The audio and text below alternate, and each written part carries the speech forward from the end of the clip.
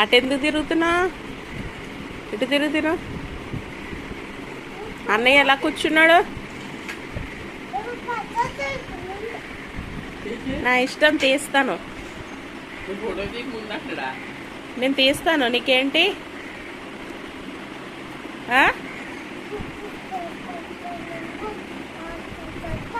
ఏంటది?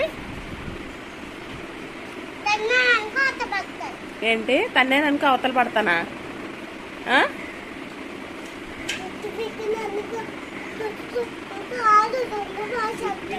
జుట్టు పీకితే గుండు బాస్ అవుతానా? నువ్వేమవుతావు?